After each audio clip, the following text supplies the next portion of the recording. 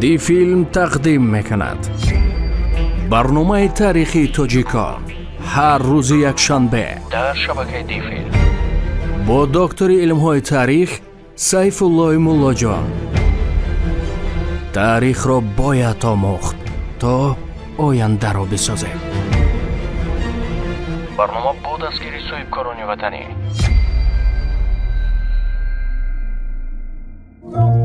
بارها تاکید میکردیم به مردم آموزید تاریخ را.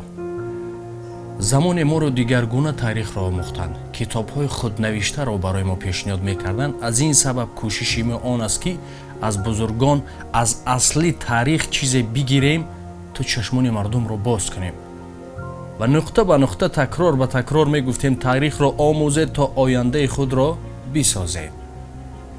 درود به تماشابینان و به شما نیز که در برنامه ما قرار دارید.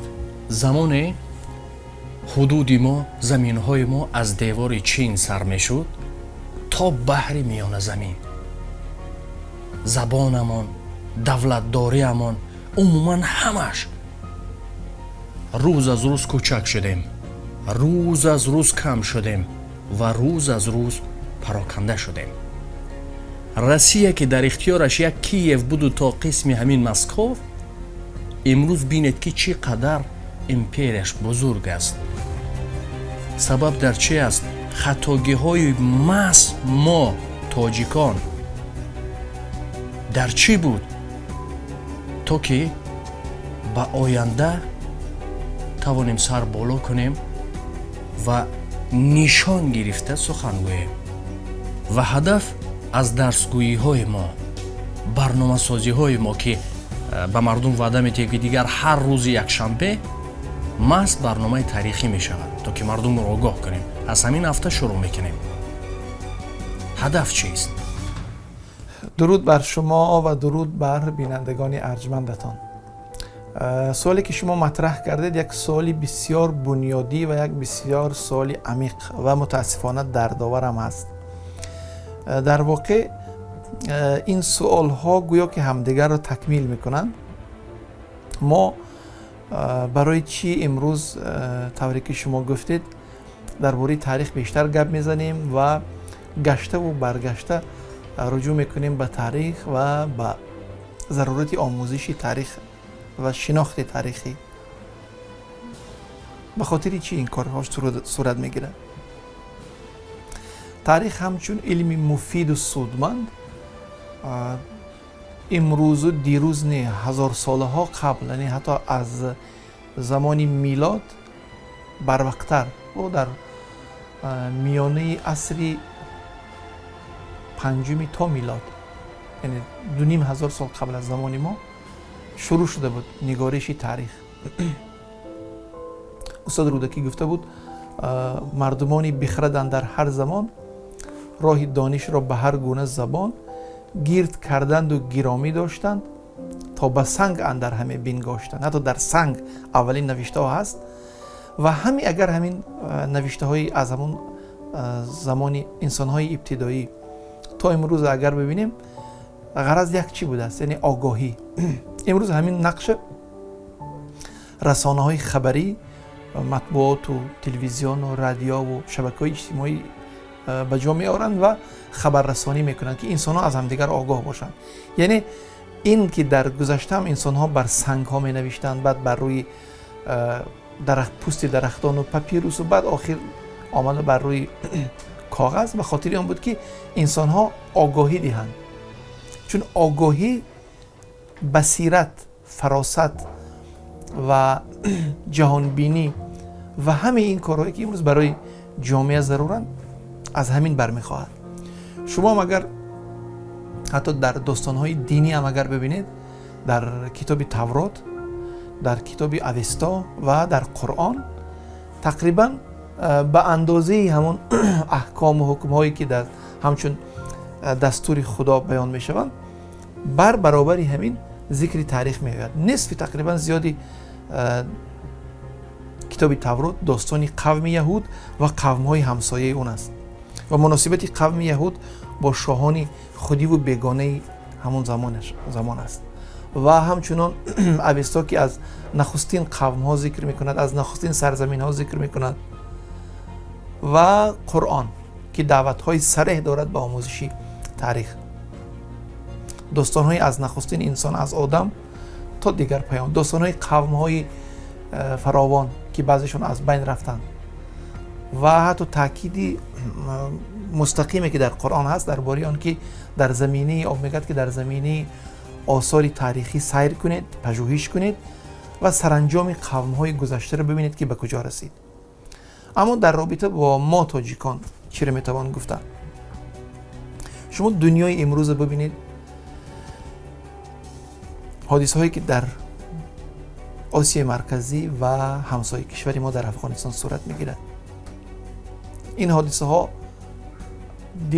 دلخواه انسان، دلخواه تاجیک وقتی که این حادثه ها رو میبیند دلش ریش میشود. شما میدونید که امروزها من باور دارم که همین تمام تاجیکان قلبشان به یاد و به خاطر و برای افغانستان میتپد، چون در اونجا سرنوشت قوم ما، سرنوشت ملت ما حل میشود. یعنی هر کس که آگاهی دارد، بصیرت دارد و یک کمی آگاهی دارد، حتما دلش میتپد و نگران است. و شما ببینید چرا برای ما تاجیکان باز بیشتر اهمیت دارد آموختن تاریخ. شما حاضر اشاره کردید که سرزمین تاریخی ما از بحر میانزمین تا دیوار چین طول میکشید و امروز آمده به این قسمتی کوچک محدود شد. و یا مثال درست آوردید و در روسیه که روسی کیوی بود، حتی روسی کیوی میگفتن، مرکزش کیف بود و چند شهر نوگراد و مسکو و این شهرهای دیگر.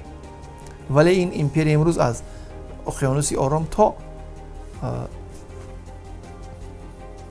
اروپای شرقی طول کشیده است این سرزمین.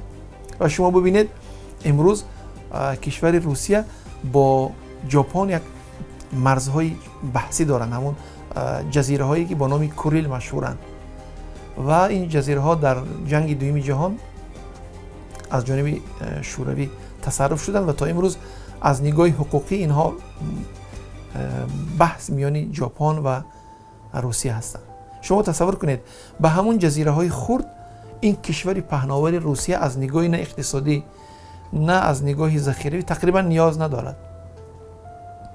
اما اصلا نه در زمان پرزیدنت گذشته نه در زمان پرزیدنت امروز این مسئله حتی مطرح کرده نمی شود. و من یک بار یادم است پرزیدنت روسیه گفت که در این سرزمین خون جنگاور روس ریخته شده است، این سرزمین برای ما مقدس است. این دیدگاه، این نگاهی که به یک سرزمین روس ها دارن نمیگذارند اونا دیگه سرزمینشان موردی گفتگو حتی قرار گیرد. و شما میدونید که تقریبا 20 سال مقدم یک تیکه خاک روسیه وقتی که چچن ها میخواستن از روسیه جدا شوند با کدام خشونت روس ها برخورد کردند و این کوششی میلانی مرکز گریزی کوبیدن و یک پرچگی کشورشون رو تامین کردن. این دید، این نگاه امروز برای ما هم ضرور است. متاسفانه ما در طول 1000 سال این نگاه، این دید و همین برخورد نداشتیم. ما در طول تاریخ بارها در معرض خطر و در معرض نابودی قرار گرفتیم و متاسفانه در اکثر این دوره ها ما روشنفکران ما، دولت مردان ما و طبقه های گوناگون جامعه ما متاسفانه فارغ بالی کردن، یا دنبال مسئله های دوم درجه و سوم درجه شدن، یا دنبال مسئله های نادرکار دوم و سوم شدن، یا اصلا به جان همدیگر افتادن و زمینه رو برای پیروز شدن و چیره شدن دیگران و از بین رفتن خود مهیا کردن. بیاید من به 4-5 دوره اشاره کنم، فقط اشاره مختصر. شما نگاه کنید زمانی که اسکندر آماده بود و حکومت همون زمانه داریوش و هخامنشی دوره پراکندگی پس سر میکرد، افرادی آگاه بسیار بودند به مردم مراجعت کردند، گفتند که در کنار مثال دولت همون زمان باید ایستاد و دولت دفاع کرد، به خاطر اینکه این سلاله یا این سلسله باقی ماند، نه به خاطر اینکه این مرز از دست نرود. لیکن مردم گفتن که نه، این ملک تنها همون خاندان است، در کارش است دفاع کنه. در نتیجه دولتداران در نتیجه بی بصیرتی خودشان تنها موندن و این قلمرو وسیع به دست اسکندر یونانی ها افتاد. وقتی که اینها بوی دادن، جنگ بوی دادن، شما میدونید آرزو میکردن، هزاران بار آرزو میکردن که دوباره همون حالت بیاید و ما انتخاب نو داشته باشیم، اما این تاریخ دوباره، چرخ تاریخ دوباره بر نمیگردد، به سمت خود روان است. ما همین حادثه را در زمان استیلای عرب ها داشتیم. حتی شما ببینید امروز هم بعضی آدم ها وقتی که ما در این باره گپ میزنیم میگن که چرا شما استیلا میگوید، چرا شما ضبط میگوید، اونا اسلام آوردن. برادران، شما تصور کنید امروز در همین کشوری همسایه یک گروه با نام طالبان و با شعار دینی و با شعار اسلامی و با شعار تطبیق کردن شریعت اسلامی مبارزه میبرند. شما تصور کنید اینا اگر از سرحد عبور کنن، همین وظیفه امروزی ما چی است؟ خب همتون میگوید که دفاع. در همین دور زمان یک چیز باید ما فراموش نکنیم، مردمی ما باید آگاهی، بصیرت داشته باشن. در همین دور زمان به خاطر اینکه مردم مطیع کنن شعار دینی سر میدهند. چرا؟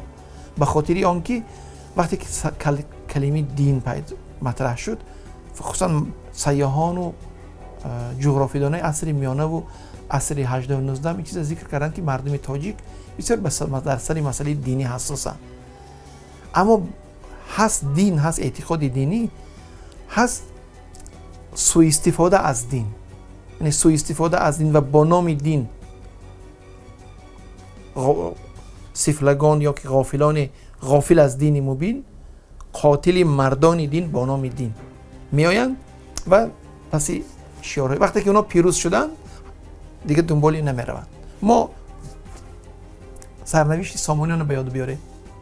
بر منبرها و بر مناره های بخارا یک گروه مردم برآمدن گفتن که بیاید از کشور دفاع کنیم.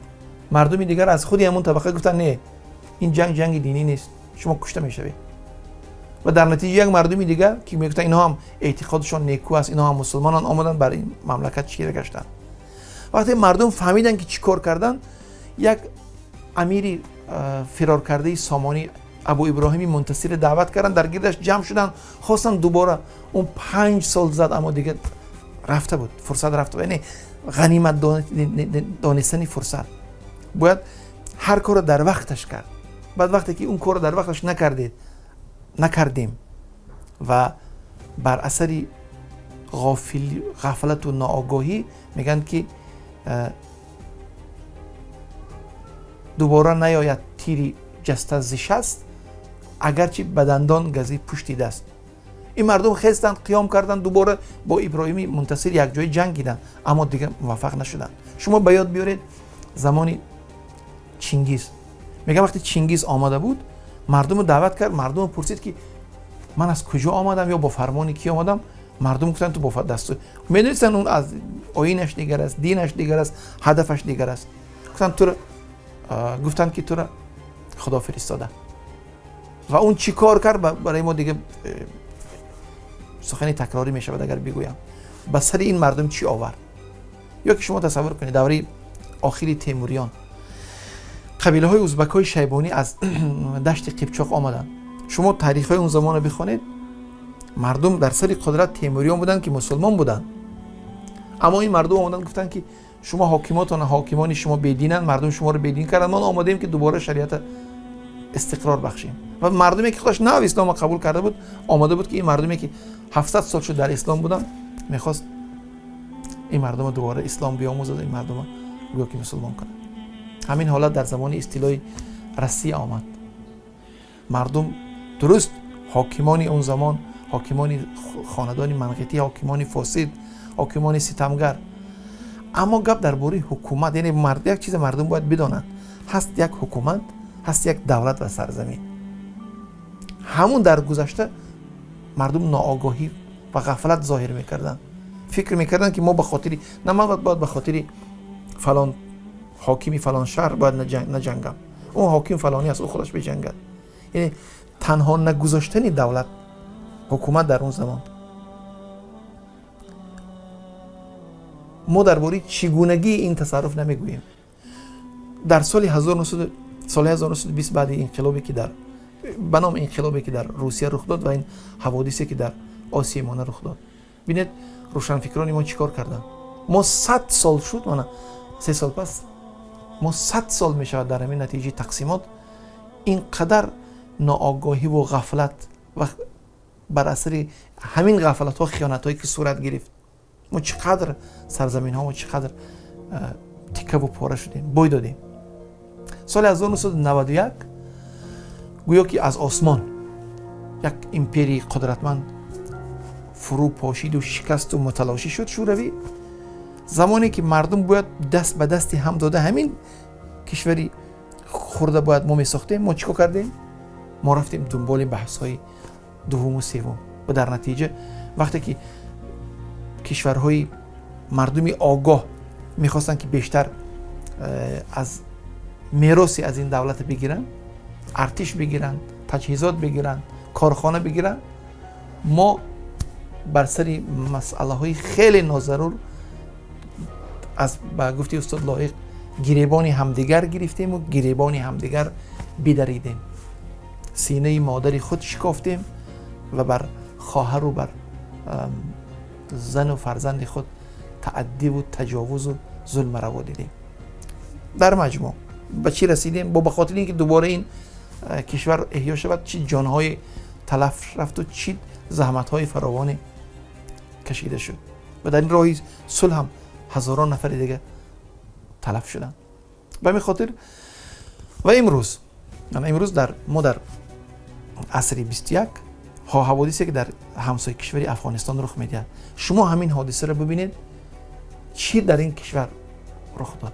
در کشور ما، در این کشوری همسایه ما در افغانستان، به خاطر آن که شوروی در این کشور پیروز نشود، بیشتری پیشوایان حرکتی که در مقابل شوروی جنگیدن مبارزه بردن و بیشتری همین پیشوایان حرکتی همین مقاومت یا اونا رو مجاهدین در مقابل حضور نظامی شوروی مردمی تاجیک بودن. همین احمد شاه مسعود، همین یا حزب جمعیت اسلامی برهان الدین ربانی، اسماعیل خان، عطا محمد نور و ده ها نفر دیگر که در مقابل شوروی اینها جنگیدن. لیکن وقتی که مسئله با نام اسلام جنگیدن، ولی وقتی مسئله قدرت سیاسی آمد، تمام لیدرهای پشتون این مسئله رو مطرح کردن، گفتن که باید آدمی اول در این کشور باید حتما پشتون باشد.